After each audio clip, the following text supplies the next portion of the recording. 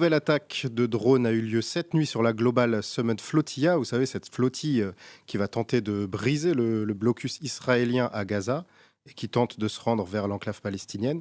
Elle visait l'Alma, donc c'est l'un des bateaux de la flottille, après avoir touché dans la nuit de lundi à mardi le Family.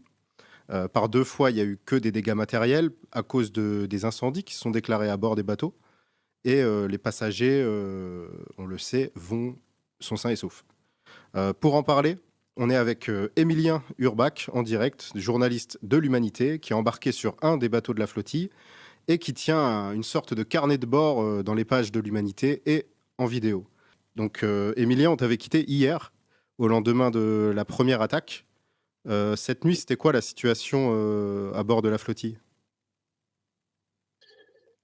Bah, écoute, c'est un peu le même scénario qui s'est reproduit, hein, heu, on a commencé à voir sur nos messageries, cryptées, les personnes qui étaient à bord de l'Alma qui disaient qu'ils entendaient, le bruit d'un drone et puis à un moment donné, il y a eu un objet, incandescent, qui est tombé sur le bateau.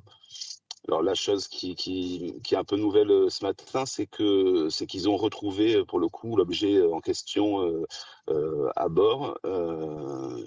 Voilà, c'est un objet électronique, complètement carbonisé qu'ils ont retrouvé. Ça va pouvoir aider, dans l'enquête, pour essayer de remonter vers, qui sont les auteurs de ces attaques. Ok. Et alors là, pour faire un point sur la situation, vous êtes toujours au large des côtes tunisiennes? Alors là, en fait, si tu veux, il y a la vingtaine de bateaux qui étaient partis de Barcelone qui est, en fait au mouillage, dans le port de Sidi Bou Saïd. Au mouillage, ça veut dire qu'ils ne sont pas dans le port, mais ils ont jeté l'ancre et ils sont un peu au large. Et c'est ces bateaux-là qui sont attaqués, en fait. Et puis, il y a les bateaux